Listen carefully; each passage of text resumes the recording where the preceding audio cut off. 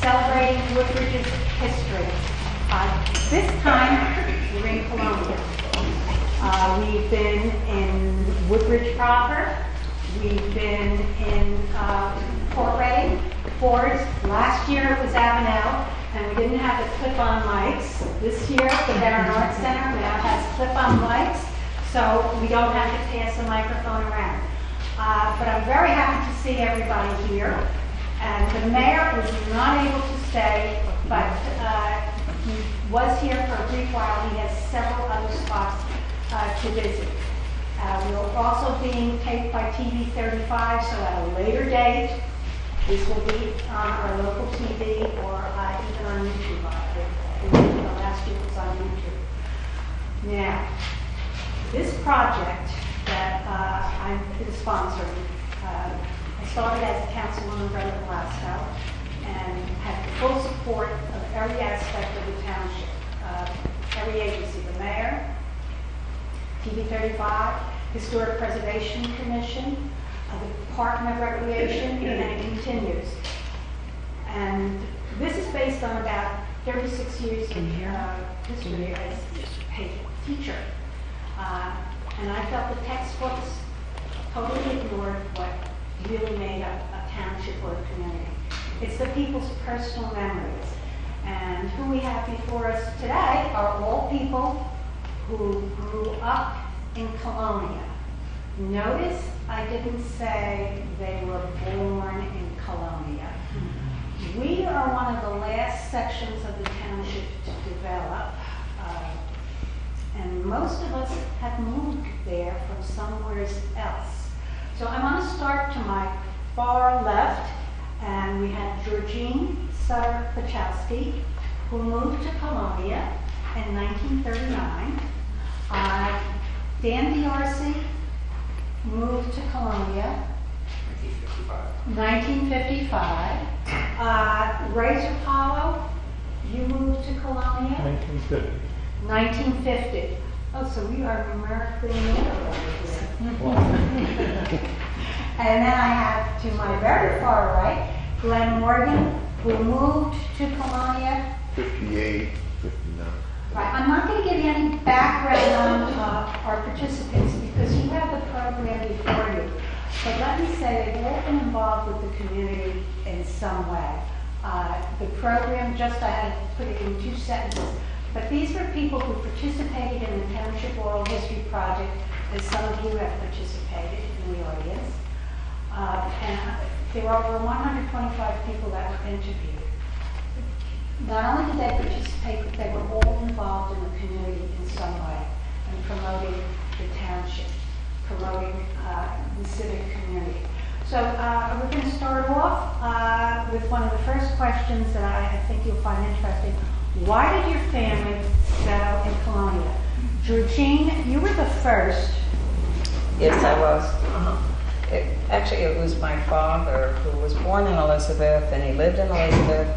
And it was really a hard times at the time he decided to move. He was in work at the time and baling paper for $8 a week, and he decided he was going to go to some type of a school, and he did. He went to an electrical school and became a certified electrician. And then he decided he wanted to get out of the city. He wanted to live in the country. So he must have been exploring the area with my Uncle Ray, because Uncle Ray bought a house in Island. So he went and he saw 2 real estate fellas up there in Colonia, and they sold him 2 business building lots. And they said to my father, "Freddie, buy lots, buy lots." It was such a barren area at the time, and my father couldn't afford that. He could just about do his electrical job in DuPont's at the time. So the countryside was very sparse, and he didn't even have a paved road to get his tools and things up to build the house. And he and his brothers, you know, most people that were there, the whole thing was about 350 houses. 350 houses, yes. It was, but tell them where you originally settled in Colonia. Oh, we bought, my father bought lots on Amherst Avenue, 2 building lots. And the real estate people, like I said, they wanted him to buy more. But the Amherst Avenue was not complete. It wasn't paved. They threw a little tar on once in a while so that, you know, people could get up easier. But he had to practically carry up the stuff to the top of the hill on Amherst Avenue. And he was with his brothers, and they all helped build a house.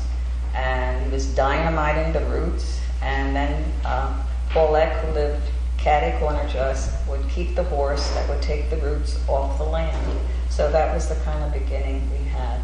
And this was 1939 when lots on Right. Amherst were going for $25. Right. He should have been a All millionaire. right, those of you who are from Colonia right now, you know that your lot is worth far more than $25. Ray, you came to Colonia in 1950, as you said. Where did your parents come from? We lived in Raleigh, a place called Grove Avenue. My parents had bought a house a couple blocks away, and then my father got a bug, and he came to Colonia, and he bought the brook. And he brought my mother to see the brook, and she didn't like it. He said, well, I already bought it. So he sold it. Pardon me? Did you say where your house was? Called 335 New Dover Road, right by the bridge, by the parkway. Okay. And so they sold the other house in Raleigh, and he really, my father through his life, overshot for a lot of things, but this was a real winner. And that's where we ended up living till 5 years ago. Great place to grow up. Okay, and this was New Dover Road. This New was, Dover Road. and this was one of the original sections that was going to be developed in Colonia at the turn of the century. And I'm sorry, it's the 20th century. Right now we're in the 21st century. So is that what we wrote? Is that the house? Yes, and if Yes, you have that's your the one. pamphlet on Colonia, you'll see a picture of it, as well as the photo album that we have in the other room. And everything else was around there was really fully developed, except for one house on the corner of Colonia Boulevard, New Dover, that Chattel was built. Everything was really built there. Even Devon Road down to about 5 Chimneys was all built up. And then 5 Chimneys past there, that was woods when I was a kid.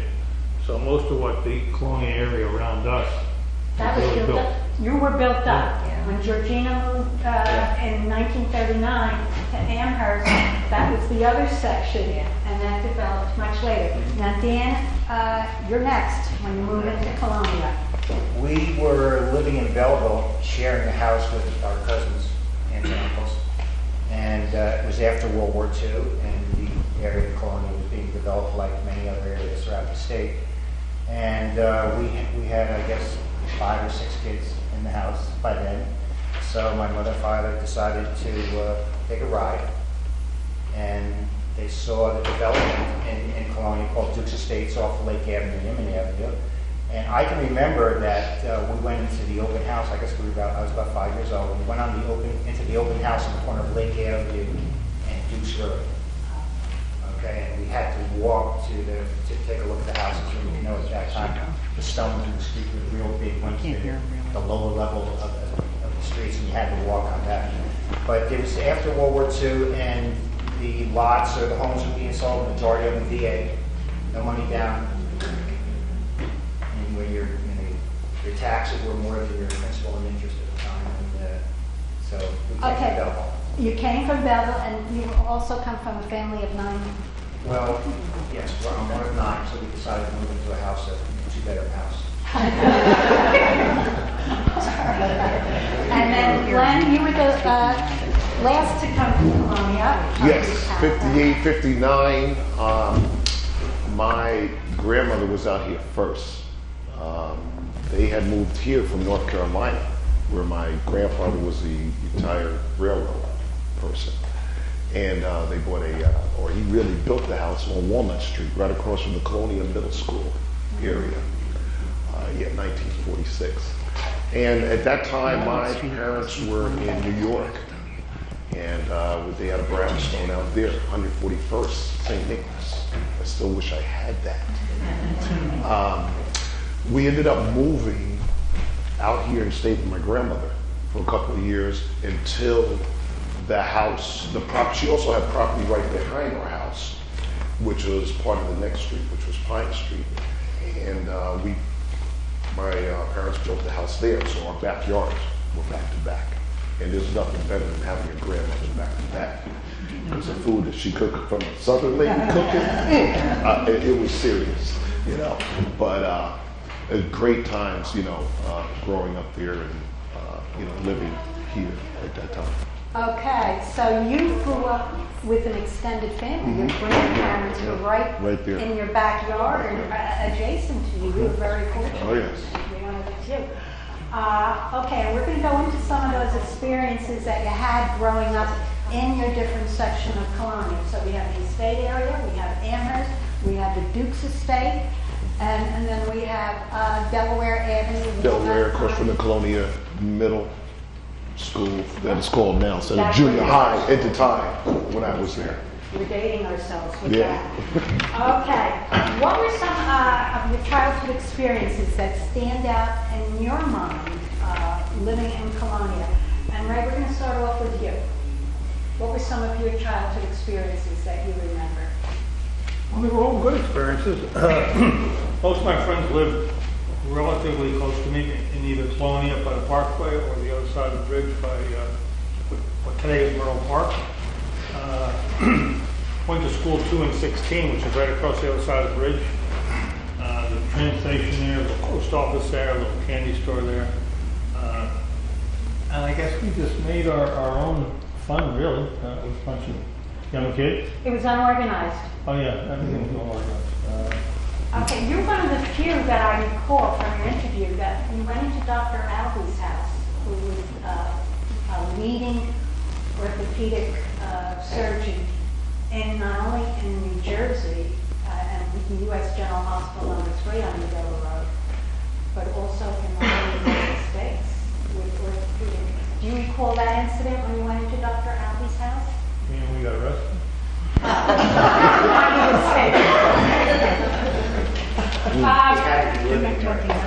No. No, actually, we were only about 10 or 11 years old. 11, 12 years old. And the house was actually empty, so he had already moved out.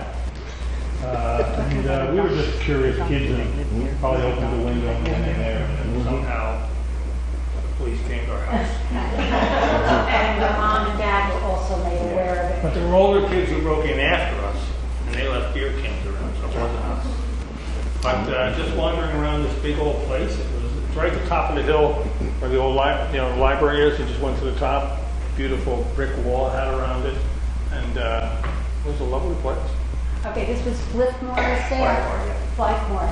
And you're one of the few that, even if it was vacant, has ever seen it because it's been demolished. Yes. So much of our older housing stock has been.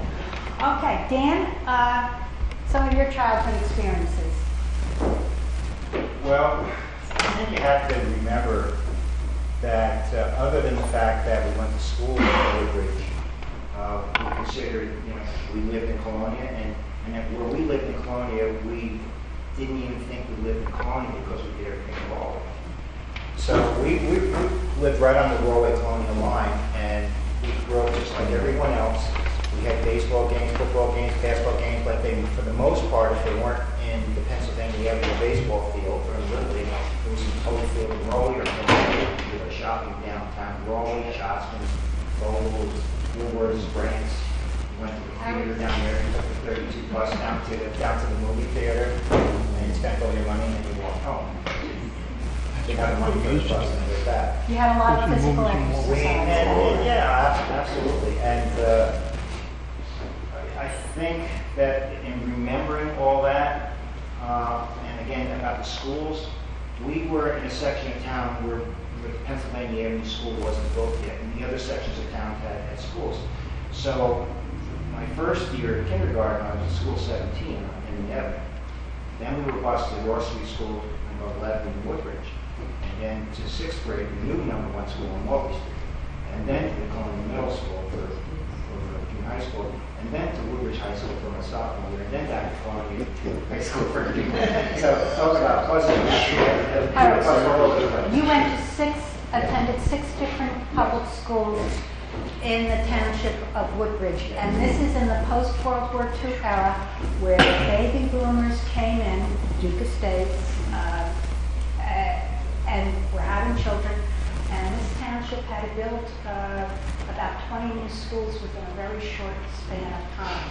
And you're one of those that experienced all this busing and shifting going around. And Glenn, you're the latecomer, but So I am. what were some of your childhood experiences, and also relate to what schools you went? Well, at that time, you know, we were, where I was growing up at, across from the middle school, it was, those 5 streets were all African American. And it was like a community within a community, you know, and everybody was there to help each other, assist each other, and whatnot. So that in itself had its own little flavor, you know, to it. You know, you left your doors open, you weren't worried about somebody coming in your house or getting mugged or anything like that. It was just a great, you know, a great way of living. As far as you say the schools? Yeah. Yeah, the schools. Oh boy. Well, I attended Featherbed Lane in Clark. Okay, and I was the only African American class. That was different. You know, Especially Clark growing up back in your then, area, yes, Colonia. back then. You know what I mean? But I was really oblivious to all of it because I was just about having fun and enjoying people, and you know, how you treat me is how I was going to treat you. You know, and a lot of that had to do with my mother too, and I'll talk about that a little, I guess, a little later in the questions. But you know, it was yeah, Featherbed Lane, and I went to school 17 up to 5th grade. Then from there, my parents had divorced, so we moved to Woodbridge. So I went to school, Morby Street. It was Morby Street. Oh, so you two Yeah, both, but you different know, times. school, yeah, 6th grade, I went there. Then I went to junior high, 7th and 8th at Woodbridge. And then I went back, I stayed with my father for a while, 9th grade, so I went to Colonia Junior High. Then there's a joke, yeah, Colonia, yeah, junior high, yeah. Then 10th grade, I went back to Woodbridge, and I stayed with my mother. And 10th grade, and then 11th and 12th. And she ended up moving back to Queens Gardens, Queens Gardens, which it is now, Queens Gardens, from Kings Gardens. And yeah, in Colonia, so I ended up going to Colonia High School, where I graduated in '74. All right, so you had about 8 different schools. Yes, a lot of schools, a lot of experience, a lot of people that I knew here in the township. He beat you out, Dan. You know, But we still haven't heard from Judy. But this is one of the reasons probably why you could coach, because you had all these people you were ready with the Yeah. Pop Warner. You were yeah, doing a lot I of did a lot of things. Pop Warner, softball, baseball, the whole bit. So enjoyed doing that. Okay, and Georgie. Oh, wow, I feel you into a lot more than I could have had and most out of him. We didn't have any schools when I first moved in. We had one school on, what was it, Dover Road. That was School number 2. Okay, Yeah. that's where Ray went for a while. Really? Oh, I went to first grade there. And we had one teacher and 2 classes in one room. And every time she gave us a reading assignment, she would read to the other side. And I was always interested in what was going on the other side. So it was tough going, you know, to that one. Just think if we divide ourselves in half here and 2 people are speaking at the same time, it was hard. But eventually when we went to school, we went to school number 11 in Woodbridge, and then the Barron Avenue High School, they were all half days. And we had no churches at that time when I moved in, but the Trezellas, of which Marie's here, her uncle, used to have us walk over to where he was with the buses, and he would take us to church at the library, which is now, I forget what they call it. The Broncos. The Broncos, The clubhouse yeah. for the Broncos. Yes. And he gladly picked us up and took us. It was an area, a country that we had parents who cared so much for us and was trying to do so much to build up the little town we lived in. We had no store. We had one store actually that burnt down, and it had everything in it. But after that, we had to wait, and Blues, I think Marie was the next store we had on the corner, and we used to hang around as teenagers down there. We And this was on Inman Avenue. This was Inman Avenue. The one thing that we did enjoy was the ponds. Winters were very bad in those days. Whoa, we got so much snow. But we did ice skate a lot, and those ice stayed on the pond all year. And not all year, but all winter. It wasn't like you had to watch, you know. What for- ponds are you talking about? Freeman Pond mostly. We would make a nice fire in the middle, and as teenagers we would gather there. And the Collins Pond, I believe, also had There was Colin's Pond, the other one behind the trees. Oh, really? Okay.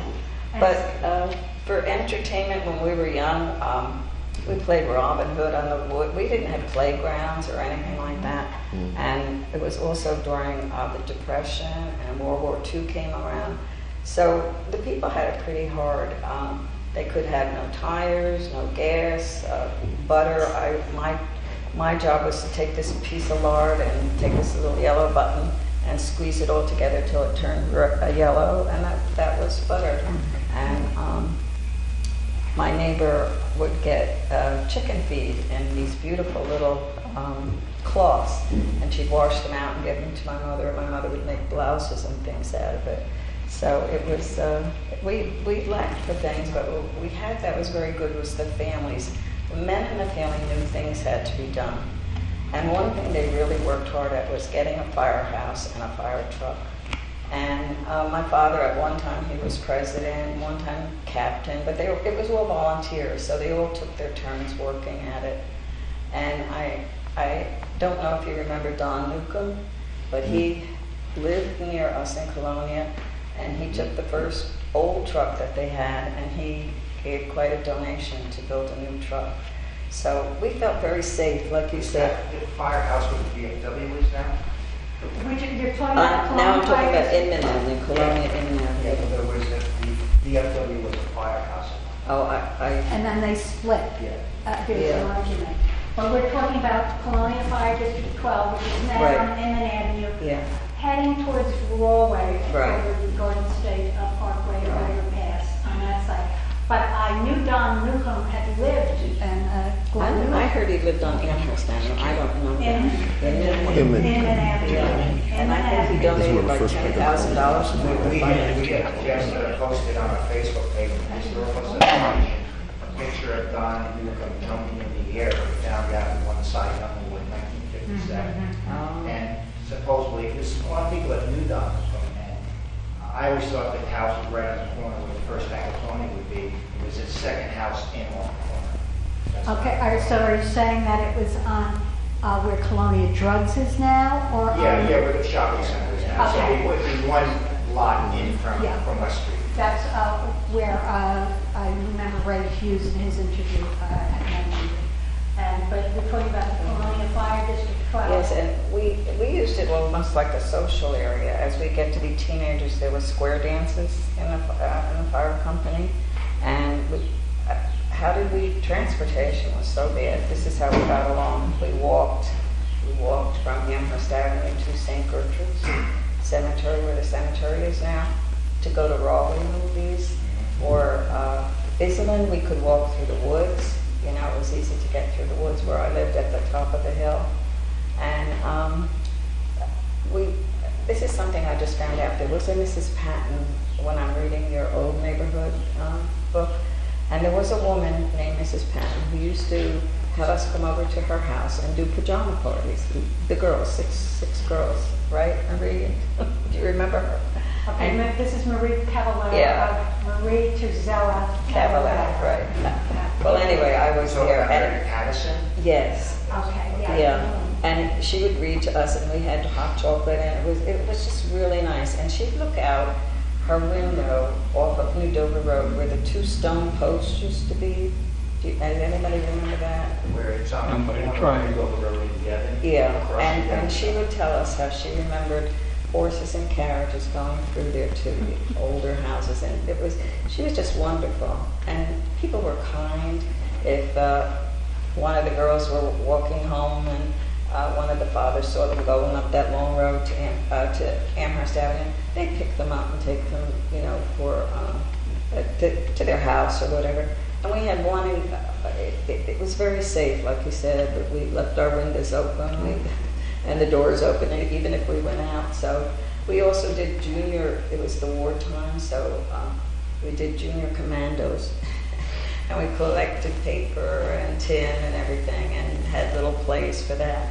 But we lost 2 of the men in the area. It was both friends of my friends, and one was killed in the Salerno landing. Yeah, and the other one was the day after the war was over. He was killed with a mine. So it was sad. What we went to was through lack of having things. I guess we became very good friends, and the neighbors had picnics and things like that. So we made up for it by what we didn't have. And that gets us into our third question, because I was going to ask you what was the focal point, and you mentioned the firehouse in your neighborhood, family. Ray, what was the focal point for you growing up in Colonia?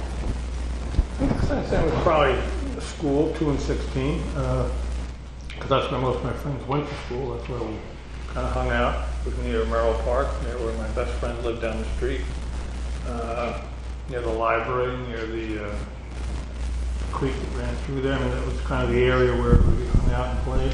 Okay, now when you're talking about the library, you're talking about the old Colonia Yeah, the old Library, Colonia Library. Chain of Hills, Yeah. New Dover Road. I just want to differentiate that. And when we're talking about the brook, it was Sucker Brook that ran into eventually Wallway River and emptied out. Same place where we played baseball as kids, which I think now is Mickey Lanza Field. He was a star back then.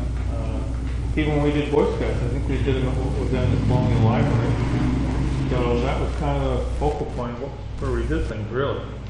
And you weren't that far from it, and you also No. had the train stop right on New Dover Road before it was... Even 2 and 16, I could, from kindergarten to first grade, I could walk across the bridge and go to school. So I never had to take a bus. All right, and there was also the post office by you too. Post office there too. There was a train station there too. Probably none of you had ever seen it, but train stop there going to and from New York, probably 2 or 3 times in the morning, 2 or 3 times at night. That's where the post office was. That's where a little candy store was. That's where as kids we would sit by train tracks and put the pennies on there, and the trains would go by. Pick the pennies up. Putting pennies on the railroad tracks. So you had a lot of freedom, just like Georgine could walk all over. You've got... Yeah, we mostly bicycle. I mean, we bicycled as far as Plainfield, Edison, Perth Amboy. And it just seemed like that's what you did. Actually, Plainfield was farther than Perth Amboy. Yeah. But, oh yeah, you go to the movie theater in Perth Amboy. I guess we went down 35. I can't remember how long. There wasn't as much traffic back then either. No traffic. The Talking about Parkway was bicycle just riding. opening with the exits in Islip and Clark. No Colonia. Okay. Glenn, Yes. how about your childhood experience? Well, I'll tell you, it What was the focal was, point? it was, well, everybody knows Little Rascals, right? Okay, well, that's what it was like, you know, coming up in a community like that. Everybody just came out. I was a Spanky of the gang, you could say, okay? Just organizing things, you know. Oh, we're gonna go on a hike and do this, you know, bike rides. We went as far as Watchung Hills, you know. I mean, yeah. But he's not really walking around the bike there Yeah. anymore. But, you know, I remember going across the bridge, Inman Avenue, to A&P that was there. We would get the boxes and we'd sleigh down the hills in the wintertime, because right there where the parkway was, that was like our little sleighing area. And man, we had so much fun. You know, just everything was just open. You know what I mean? And the woods, exploring, doing whatever you wanted to do. I'm just looking at some of my notes here because I'm trying to get it. Yeah, bike rides. And there were some challenges. Living in the area. why we have our own area. I don't know if I get into independent club part there.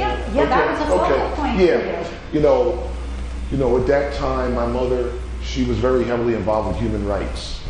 This is in the 1960s. And she was on the Human Rights Commission here in Woodbridge.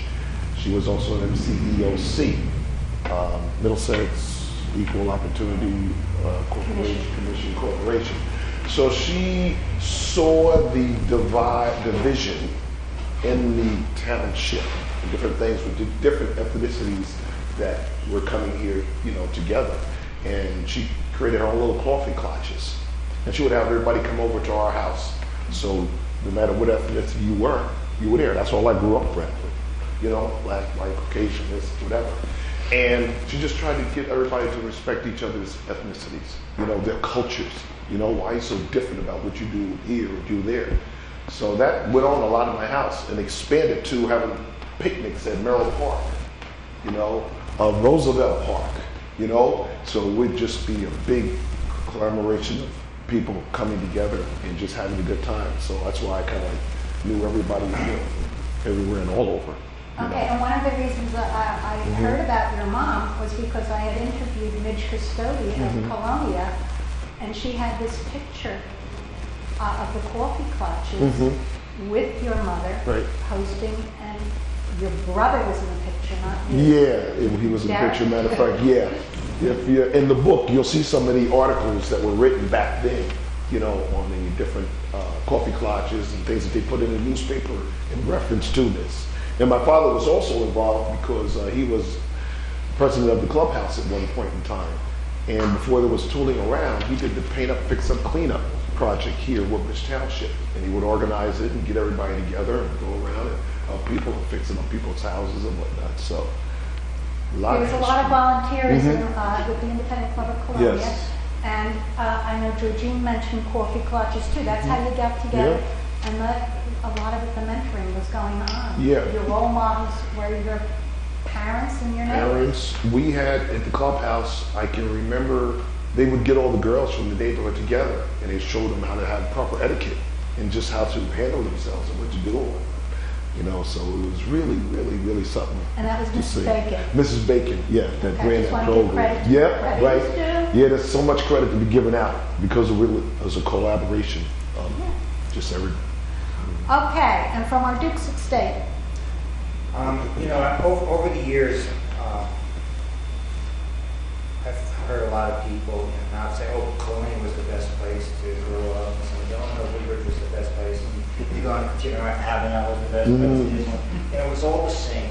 I think our histories about growing up in the area is pretty much the same. And I think where I was living, it's the focal point changes over the course of time because you're 5 years old, you're 7 years old, you're 10 years old, and you're in this small group, and all of a sudden you start expanding.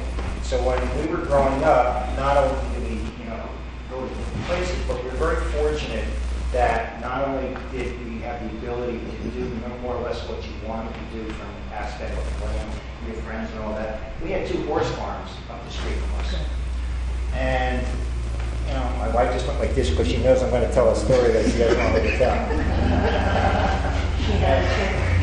And we learned to ride horses right straight on Lake Avenue, but on the top of Windy Road there was a Lone Star Ranch.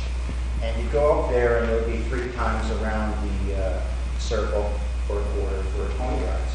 But they had 2 barns there, and if you know the area, from the top of Lake Avenue, it slopes down. So they had barns back there where kind of like a walkout basement. So you walk through the first floor where all the horses were, and they take all the manure and just sweep it out the back. So as kids, we thought it was pretty cool to go up to the hay-walk and jump into the pile of manure. So, my parents didn't think that. Who washed your clothes? Your mother with 9 kids. Horse farm there. So we kept on doing things, and not only did you play, but you learned other things about the community. The focus was not only on play, but it was on work also. And we learned to work.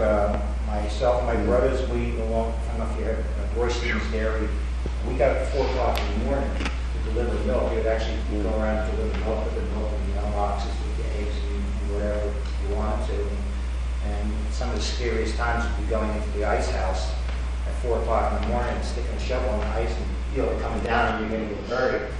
But all these things you're doing as you're growing up, your experience expanded.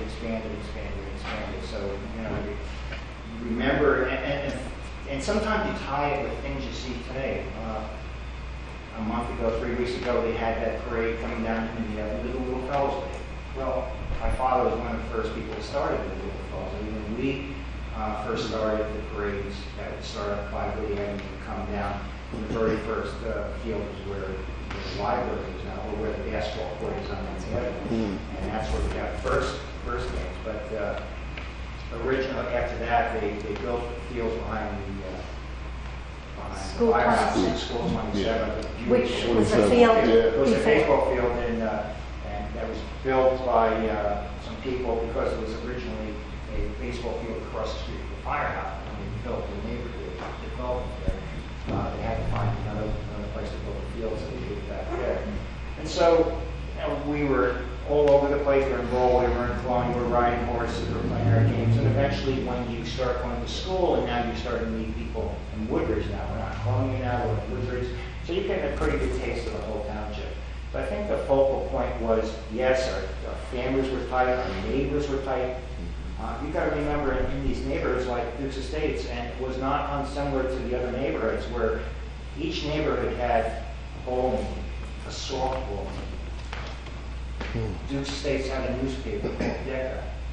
Up until not too long ago, they had a bowling league over in Beaumont, and one of the original people in the league, Dick Donovan, just passed away last week. We had a picture with them in one of the teams that I bowled in. But you know, you're expanding things and outside the area. So now you're a kid, you're playing, you're getting older and older, and now you recognize certain things as the firehouse, and the DFW, and the Civic Club. You know, what roles those Could you institutions- expand on the Civic Club? Colonia Civic Club, where it was Well, I wanted to located? mention something. I wanted to mention something when they were talking about not being able to find a paved road in Colonia.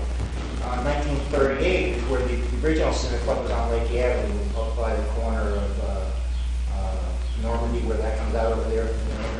They had their first night there. They had the Civic Club there. In 1938, when you were coming up in the avenue from Rawway, if the roads were muddy or snow, you had to park the car in Rawway and walk up in the avenue because it was paved up for Colonia and not paved after that. So when we're talking about 1938, there was a meeting, a big meeting, on this where the across from Trizella's place. Remember the big oak tree out in front, huge oak tree. There was a lawn there, the same one that's out in front of School 27, School 17 right now. And they had a meeting there, and the result of that meeting was to get in the avenue paved, a WPA project. So that was one of the aspects of the Civic Club. And eventually the Civic Club moved to Indian Avenue across from the cemetery where the daycare center was. Alphabet Academy. Yeah, and that was the Civic Club. And that time, you know, you talk about, well, each part of town had a softball team.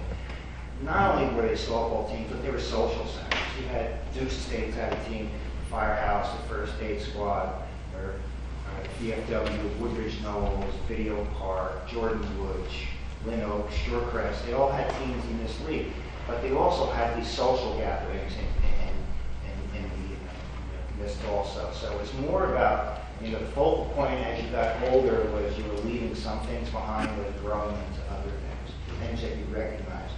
When they would have the parades that would come down Indian Avenue, they would have the, certainly on Memorial Day, when it was a Memorial Day picnic on Indian Avenue, you had a ceremony at the Civic Club where the original monument to the Colonia residents killed and who served in World War II, which later on was moved up to where the library is Right, now. the new library. Yeah, so, and just like anything else, sooner or later, you know, people start, you know, you're moving on again, you're getting older, and getting older, and organizations start to die out, and that's more than likely happens to the Civic Club. But basically, you know, your focal point changes over that time, from what you're doing when you're getting older and getting older. I should hope so. Well, we need that, let's say. Okay, let's go, the fourth question. What was the biggest change that you have witnessed in Colonia during your life there? Ray, we're going to start with you. It was basically development. Just whether it were the schools, the homes, a certain amount of commercial, like on Route 27 and that. But there was basically just houses and houses and houses. And of course, when they first built the ones in Colonia, they'd finish the downstairs, you might have one bedroom, and the upstairs wasn't finished. Quite often when I first went into one of my friend's house, I said, gee, the upstairs isn't finished. Well, because the house was $8,922, and that's what you got for that. And then people finished them as time went on. Oh, okay. So that's what happened. Whether it was between New Dover and Inman, whether it was across from the country club, just there's always construction going on. That was the biggest thing. I mean, you had the development down on 27 where you ended up having Food Town and W.P. Grant. But that was it pretty well for commercial. Yeah. That was Country Club Lane, Yeah, too? that was actually the second development. The first one was the one on Maywood, right off the Sanctuary Jail, behind the Grease Monkey back there. That was the first development. Oh, okay. I'm thinking of it. Yeah. All right, and well, you witnessed it, Georgine, you witnessed growing up in Colonia, all the expansion. And I know you sent me a copy of an envelope that your husband Ted had addressed to you while you lived on Amherst. He was in the Air Force at the time. It was 1952. The airmail stamp was 6 cents. And it did not indicate your address on No, RFD number Amherst. It was 2. RFD number 2. We had to walk down, Rule-free a long delivery. walk down to the mailboxes on Inman Avenue where everybody's mailbox was. I don't know I don't think they ever had mail delivered to the house, but that was a long walk to get it. When they sent the mail to you, it more than likely said Roy on it. Yes, well, Yes, it did. said You have to look at that on. It said RFD number 2, that's what it was, and that meant long, yeah. But we, oh, I'm sorry, did you finish? Yeah, I just wanted you to mention about that. Oh, yeah. And then, Ray, you also mentioned something in your interview. It was the New York World's Fair in 1964. Yes. And it tied into Woodbridge somehow. Your dad was mayor, we were in All-American City at the time. But what was happening in Avenel? Now, it's not Colonia, but it was Woodbridge Town. I think they had the World's Fair, and a lot of people didn't have hotels and that and couldn't afford to go there. So they cleared a bunch of land where I think Colonial Pipeline is today. And there were people camped out there, a couple of thousand people, all summer. And this was 1964, the Yeah. summer of 64. You traveled there by buses or by cars or by train. And that went on all summer. And it was quite an affair, it really was, kind of interesting. Okay, Len, Yes. what was the biggest change that you witnessed in Colonia? Because you still haven't moved, oh, yes, you just moved out of Colonia to Avenel. Yes. You're still a Woodbridge resident? Oh, yeah. I'll go nowhere. Good. You know, love this town. And I guess the biggest change is the diversity, you know, just in the whole township as a whole, you know. And I can only hope that what my mother talked about way back then, you know, we as a township can just all, you know, come together, live together, you know, and, you know, get along, because it's just going to make the community better, you know. And so, you know, that's one of the biggest things. I know, and speaking of changes, I can remember even back in the day, when Colonia was growing like crazy, we had our own, like your own football league. You didn't have all the different Pop Warners and whatnot from the different towns. There were so many kids just in Colonia alone. We had our own league. So you could be playing your neighbor, you know, that next day against football because you're the Vikings, he's the Patriots or whatever. Yeah, I'm gonna kick your butt, you know. You know, but that's how it was. And all the games were at the Colonia High School, you know. So that was pretty cool, you know. But I can remember us as kids, you know, just going out and playing all day long. Everything was outside. Nobody wanted to be inside playing video games or anything like that. You know, we played baseball against School 17. After that afternoon, we were out there playing football. You know what I mean? Kickball, whatever. Playing at the basketball courts. I mean, you know, it was just non-stop. You know, you knew when that light usually came on, you had to get your butt home, you know. But, you know, that was the big indication, you know.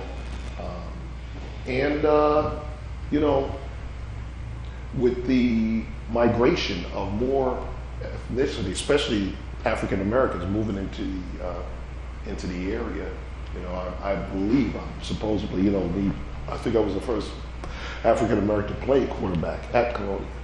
So that in itself was an accomplishment for me. And that was a winning team? Yes. 1974? Yes. 74, oh yes. Colonia High Oh School, yeah, you right? can look at the books, you know. 8-1, only team we lost to was Cedar Ridge that year. But they were 9-0, so we got to give them credit for that too. But yeah, they only, yeah. So it doesn't count. Okay, Colonia High School still does You know. exist, so. Okay, Ray, we started off with you for this question, right? I believe so. Okay. Just to interject, by the way, Yeah. when we talk about schools today, Woodbridge Township has about 12,000 kids in school today, 1,000 per grade. Back in 1972, they had just short of 20,000 kids in the public school. And people don't realize what a difference, Yeah. what a difference there was. And that was back when Catholic schools probably had 2,000 or 3,000 kids. But they had more than that, because their classes were about 40 kids going back. But just a point of information, how much it's really changed from close to 20,000 to now 12. 69, it was over 21,000. Okay. And I think in 70, 71, it may have been 22,000. And then all of a sudden, the baby stopped. It wasn't uncommon in high school to have to bring chairs from another classroom into the school. Wow. I didn't hear what you said, it wasn't. I wasn't uncommon when we were in high school. You should remember that. We graduated together. It wasn't uncommon to have to bring chairs from another classroom from one to another because you could have 35 kids in one class. That wasn't uncommon at all. And this was Colonia, where so much of the development did occur. And Woodbridge rose to the occasion and built maybe 20 schools from after World War II to about 1970. And then the school-age population declined. Then School 17 was closed. School 2, where you both attended, was closed. And That kind of like duplicated what happened one time before that, because all those other schools were built at the same time. When you had Ford School, School Ford's, the Disney School, the Colonia School, they all had that same look. They were all built at the same time for the same reason, because of the population growth. Yeah. And it was post-war growth too. And as you mentioned, no down payment, veteran mortgages. And I know we have people in the audience who are also involved in the real estate business, Carl Fleming, and he could expand upon this later maybe, but this Colonia was a growth area. But you said, was the junior high in Woodbridge once the high school? Is that where you went? Barron Avenue High School has. So, but it's the junior high now. Now Now it's it's a Woodbridge junior Middle School. Okay, well, it was There. called junior high when You I, got but it. I mean, but that was the high school before Woodbridge High was built? Yes, Oh. yes.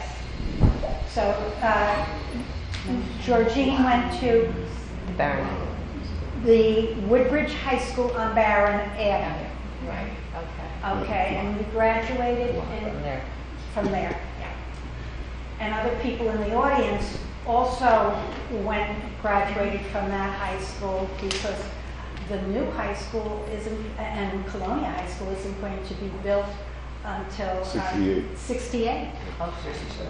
Well, 67, 67, yeah, first 68, class. okay. was- And there were so many kids, Woodbridge, you know, I didn't go to Woodbridge, but they had 2 sessions when my sister Yeah, was they at did have Woodbridge, like in the Yes. morning and the afternoon. Georgine went double session. Who else went double session? And people Your could brother. work. People could work the afternoon if they wanted to. That was good. That was a good point. Sessions. Right, you were able to work Good job. because, and during the Depression, our enrollment in school population went up. Not as bad as when you were in school, but people were staying in school during the Depression. Woodbridge also had a growth spurt in schools of construction at that time during the 1930s because there were no jobs. So kids would stay in school. And quite often, if you were a female teacher, you took a salary cut because you were not the main breadwinner in the family. Things have changed greatly. Things have changed greatly. But Woodbridge has responded to these demographic shifts. And Glenn, I hope they continue to respond. And, you know, your parents fostered, and your families have fostered a lot within the community of Colonia, because we were sort of isolated at that time. Okay, now, did anybody else want to add to that? Yeah, Dan. Things that I thought about the biggest changes in Colonia. One is, when we were kids, if it was dinner time, we had our neighbors, Don, who was across the street, or Don Field, and junior high school's named after. When it was dinner time, we would go out there and go, and everybody heard it wherever you were. It was quiet. Now everybody, you know, today in Colonia, anywhere you are, you hear the drum in the parkway. It was 2 lanes in each direction and 3 lanes in each direction. Now it's 5 lanes in each direction. You hear that. And to kind of like push that point is, I said this to my wife many times, you wake up where we live, it's quiet in the morning. But at 4 o'clock in the morning, 5 o'clock in the morning, if the jets at Newark Airport are taking off from the southerly to the north direction, you can hear the engines of those jets taking off. I don't know if anybody else, so do that. Next time about 4 o'clock in the morning, jets start taking off north, they're flying into the wind from south north, you can hear those jets taking off. And the other biggest change I've seen from pictures that I've seen around town, I don't know if anybody's noticed it, I saw a picture during the winter of a snowstorm in Colonia, it was probably on Broadway. And if you take a look at all the pictures that you can find with the developments in the 40s and the 50s and the 60s, there aren't very many cars in the driveways or in the streets. Because the men had the cars, they drove to work, and when they stayed home, there was very few female drivers back then. There was a picture recently saw there, and everybody remember the Dugan's trucks, like the Bond trucks, and they would drive around. When we lived in Belleville, my father was teaching my mother how to drive, and she drove you back out of the driveway in the Dugan truck, and she didn't drive after that. But if you look back in those pictures, I asked a lot of people for pictures, and they said, well, what do you want to see our pictures of our family for? I'm not looking at their family, I'm looking at what's in the background of those pictures. If you take a real good look, you'll see no cars. No cars. Okay, and that contributes to the noise as well as other things. But just a sidebar, we didn't have as many cars, and we didn't have each of the children having cars either in the driveways as we have now. However, there were women drivers, there were a lot of women drivers in the 1950s, but Colonia had something unique. You had buses. Yes. You had buses on Inman Avenue. Not many. Not many, but there were buses. Other parts of the country did not have buses, but Colonia has a bus that can take you to Elizabeth, Linden. 32 went down That's what it from was. Potter's Crossing, and down Inman Avenue to Rollway to Linden to Elizabeth. And this was something that was an attraction for people, not on Dover Road, Ray, but on Inman Avenue. You had the bus, you had to walk down the street, not only to get the mail, but to get the bus.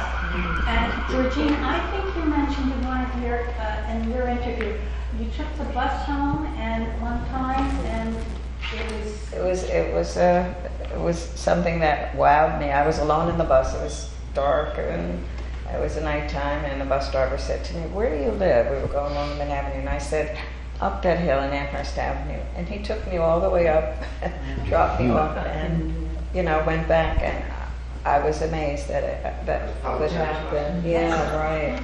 And yet, I just wanted to mention one other thing too, about our health and what we went through earlier than what you people, you had it pretty good from what I am listening to. We had no antibiotics in that time. And the summer cure was castor oil and orange juice and a little baking soda every spring. And if we got an epidemic, my mother would put camphophenique in a little bag and put it around our neck.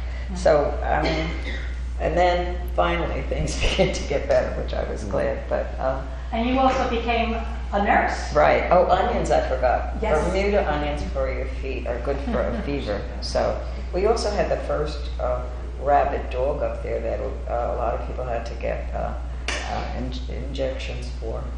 But we got through with our jitterbugs, if you know those times, and What bugs? cardigans and saddle shoes, and we went dancing and things The like that. jitterbug, you're talking about the dance. Yes. Okay. Fancy. I thought The we were talking dance. about the health. Yeah, I know what it is. Now, Yes. did you or your neighbors have chickens in your backyard? Yes, we all did.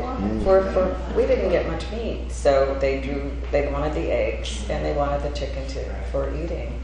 Yeah, so almost everybody had a small victory farm, we called it, and they worked together. And I have to say that we learned from them. We had a coffee club. Some of my friends are here today that we followed what they did. They were good, hardworking people, and they had a lot to go through to get the little town that they were in, to get stores, churches, There drugstores, there was right? just Benny's you mentioned, and that burned Right. down, and then Bloom's. And then you had by your post office, you could get candy. The most important part. But I know when I moved into Colonia in 1967, I listened to roosters in the Right. morning. We had goats that used to buck us in the back, and we had the geese. They were watchdogs. I mean, you wouldn't dare go up to our house that had geese because they would come after you worse than a dog. Yeah. But there's still some chicken fire. And then you both mentioned pony rides, or there were horse trails, and that's where the parkway is in Colonia. Yeah, I do remember the horse trails. And then they had the pony rides up there with Wood Avenue and In Yeah, there. and then Emmett, Yeah. right there. I think what you remember though, in the summers, not only the horses, but you had the trucks that would come around town. You had the whip and the tilt-a-whirl. And then they had the fire engine that would come around, you get into the back of it and that would drive around. And not only did you have those, but you had the trucks that, what's the name on Indian Avenue? It's the Italian thing, Caballero? I'm trying to think of the name. They had trucks that would drive around town and sell fruits and vegetables from the back of the trucks. And there was even they sold furniture from the back of trucks, the old, Ice. trying to think of kind of, Ice sometimes they didn't. Trying to think of the kind of furniture, Yeah. it's like white, what's that white wood, I forget, birch wood furniture. And they had the scissor man coming around and sharpening scissors from his drawings. Right. So there's, a lot of times people came together. Do you remember them coming Right, out with because vegetables and Colonia sharpening didn't scissors? have the stores at that time, or did we have the access to the automobiles, to the stores? Okay, now some of you have moved out of Colonia, and some of you moved out of Woodbridge. Ray, how long did you live in Colonia? From 50 to 85, 85, 90. And now I live in Woodbridge, so I really never left. You never left. I took the college and military, I lived around my house. Okay, that's temporary. You came back. You Where came did you go back. to high school? I actually went to Rutgers Prep. I did not go to Okay. Woodbridge High School. I went there in 7th grade in New Brunswick by bus. Oh, so you didn't take the train to New Brunswick then? Sometimes took the train, or the bus, 134. All right. And Glenn, as I mentioned previously, Yeah, you've lived throughout. yeah, the only time I left Woodbridge Township was to move to Brooklyn, and I lived with my wife out there. So that in itself was an experience, living in Brooklyn. Totally different style of living. Talk about ethnicities, but the food, oh my goodness. You had a little bit of everything, and when they say it doesn't sleep, the city, it's no joke. And even to think about Brooklyn now, I don't know if you frequent to go over there now, but it's just like, it's blown up, just like everywhere else. Build, but no, that living in Brooklyn was, it just added to my portfolio. But you came back. You know what I mean? But oh yeah, came back. I had to come back, and I had to bring her with me. Said, come on, we got to raise the kids out here. I know this area. I know the people. You know what I mean? Some of the teachers were still here from when I had graduated. So I felt a lot more comfortable with all my kids coming here and graduating, which all 4 of them did graduate from Colonia. Okay, and Dan, you grew up in I Colonia. grew up in Colonia, went to school in Wisconsin, where I met my wonderful wife. And we had considered staying in Wisconsin. We stayed out there for a year after we graduated. But the unemployment rate in Rock County was somewhere hovering around 40% or something like that. So it was difficult to find work. So we moved back here. We actually moved to Island Woodbridge. on Green Street with Georgian Arms Apartments. And then we bought a house on Trento Street, and just on Woodbridge Avenue. And then in 1993, we got our daughter Elizabeth, who said, let's move to Colonia. So you came back. Yes. And Georgine. Well, I stayed in Colonia, and I went away to nursing school, but I had to be in nursing school, and then I came home on weekends. So then my father built another house on Midland in the Colonia Estates. He passed away young in he was 51, I think, when he passed away. So my mother stayed there. So I kept going back to Colonia, not always to live there, but for weekends or to visit her, and she passed away in 2006. So I was always kind of involved with. Okay, right now though you live in Edison. Yes. Now we live in Edison, Teddy. Okay. I'd like to just wrap this up and open it up to the public if anybody has questions. And then we do have refreshments later.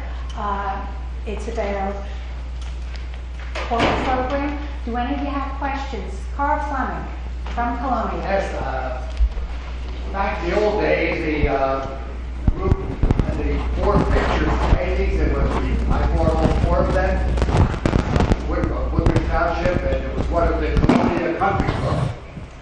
Went back when, what year was that founded? 1890? 1898. 1898. Over 100 years old. And I'm wondering if anybody knew about why, after the country club was there, why the so-called Colonia Estate section, as you know, Walter Zerpolo's house, how that all grew around the country club with such large lots, 1 acre, 2 acre, 5 acre lots on all these houses. Because There had to be a reason. yes, because it was called Houghtonville before, and you had the Cone family who wanted to attract the wealthy affluent, and he and his son, Edward G. Cone, devised this colony. They wanted to change the name from Houghtonville to attract wealthy, affluent New Yorkers. Because, as Ray said, you had the train stop, you had the post office, and what do you do on weekends? You also have a country club to go to. So they bought the Adams farm, and Dan can add, it was called the Colony, and if you look at the photo album that we have of the pictures, you see the advertisement for the colony. Basically what it was is a real estate transaction. What they wanted to do, they wanted to even themselves called Utopia out in the country, where they had a railroad station where they get to the city real fast, but within a half hour they're in the country. So they wanted to, and they were selling these 1 acre lots to their friends, and you could not speculate. You had, when you went under contract, you had to build a house and you had to live there. So not only did they change the name from Hortonville was a farm that was on the corner of Route 27 and where the golf course is right now. And Elizabeth Savage Cohen, which is one of the main characters of this, thought that the name Hortonville was not a very good name to try and sell these lots. So they changed it to Colonia. And Colonia, it's hard to say where the name Colonia came from, but every letter in Colonia stands for something.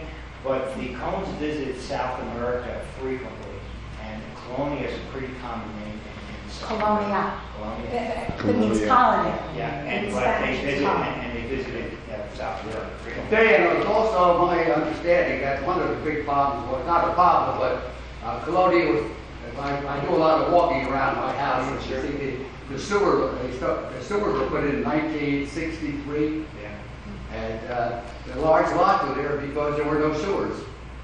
Well, the large lots, when they developed, it was 1 acre lots. Where you live, there's 1 acre lots and some aren't 1 acre lots. When you come down Surrey, when you moved in, that was a dead end and everything below that was woods. And that was developed in 1963. Actually, when the Coens developed the colony, they wanted to develop further where the old Army Hospital is, where that's all 1 acre lots where the high school is. And that was originally, just before the Depression, they were going to sell them also, but they were going to be 2 acre lots. And that's how Freeman Pond was developed. That was one of the attractions that was going to sell those 2 acre lots. But then came the Depression, and then came World War II, and then after World War II, they were divided into 1 acre lots. And then the other part of Colonia was developing by that time, and it was much. Thank you all for a beautiful presentation. Greatly appreciated. Thank you for coming. Yes. One last thing Yes. there too, since you have the big lots and the wealthy people, big change came in the 50s when 3 big houses, our house went to Italian, the Muroff house on Dover Road went to Jewish Chinese restaurant, and 5 chimneys went to a Greek with a restaurant. So I think that started the change in Colonia from wealthy Republicans, so to speak. Thank you, Ray. Mary. I want to know because I live down the street from the 5 Chimneys, which now I consider a horror show. I just saw it for the first time in years last week. You know, was my development the land from the 5 Chimneys? What is Ravine Drive? Like that development? Actually, I have an aerial photo there that gives a section to everything around there. And that was just open woody land at the time. So that wasn't anybody's estate No, that they sold off when the you would go land? down, actually, there was a road there. Ravine Drive is called Turnpike Way at one time because there was no such Essex Turnpike would go across Dover Road and go down what today is Colonia Road out to Route 27 to Merrill Park and out towards Edison. But the aerial photos that I have, it shows just wooded lots, and you know, at the end of Surrey and at the end of Devon, they were dead ends. And then when they built that development where we live now, that was all developed. But Ravine, the original road, was when they would download the patients for the Army Hospital on the tracks. You're on Route 27. You ever see where they used to sell the hot dogs on the side of the roads and trucks parked there? That was where the tracks would come off that would go to the Army Hospital. And that would bring the coal and services to the powerhouse. But a lot of the ambulance themselves would get off right there, and they would cut through and go up Ravine to the hospital and up Turnpike Way. I used to work in New York, and when I was living on Ravine, I used to walk under a culvert and take that train that was in Merrill Park, you know, just to, you know, Sure. and cut by, you know, where the, You're talking about the underpass goes on 27. Yeah. and then just, you know, walk from my house and take the train. Yes, and there were very few trains. You could only take a couple home. But I just assumed it was an estate, so that was just open land. That was open land, yeah. This was farmland. Right. This was basically, the other part of Colonia was farmland. It could have been part of the Freeman State. But I too used to always skate on, I would ice skate on Freeman's Pond. Absolutely. And you also skated on Milton, We went through the pond. I wasn't a good skater. okay, we have refreshments, but before we conclude the program, I want to say thank you to the Girl Scouts, Girl Scout Troop 80, Troop 8, and their leader who came and assisted. I want to also thank the Barron Arts Center for hosting this, and as you see here, it is a stage of repair with the windows. Also, I want to thank the Historic Preservation Commission, who, and their chairman, Dr. Dolores Caprara-Jalbri, and she wants to give out some presentations to the 4 panelist participants today. Is Dolores around? Yes. I am. You were hidden. Can you see me? Well, thank you all for coming to today. This is a great opportunity for us to not only share our building with the town, this beautiful building, but also to recognize the history of Woodbridge Township, which is just so rich. I wanted to present to each of our speakers today one of our binders that includes all of our brochures. For the last 10 years, we as a Historic Preservation Commission have been preparing a brochure on every part of Woodbridge Township. In the lobby, in the foyer area, and also in the room where we'll be having refreshments. If you care to pick up a brochure from each of the parts of the township, feel free. They are free, and we've worked on these over the last 10 years. Each of the areas of the township, the towns, and this year, the first brochure that we've done on something other than a town, the Revolutionary War, and what happened here in Woodbridge during the Revolutionary War, because a lot of things happened here. So please pick up the brochure, read them, and you'll learn so much more. I want to thank Brenda, because Brenda has, as township historian, has worked tirelessly to prepare these interviews and get this history on record, and it's so important for us to have this. So thank you, Brenda. Thank you.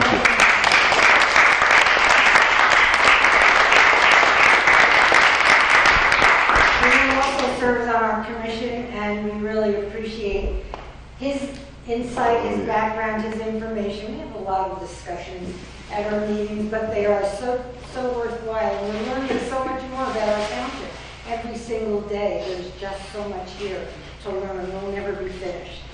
Next year, we're going to do our brochure on the clay industry, which is really where Woodbridge proper and maybe Ford and Casey in that area where we started with the Valentine Brick Company and what have you. So stay tuned for that, because we will be covering that. So we have a binder that obviously we've sold for a little bit of a fundraiser, but each of the brochures is in the binder. So I'd like to present each of you with one of these binders. You go home and read everything. I will definitely read it all. Yes. Wow. Thank you all very, very much. Okay.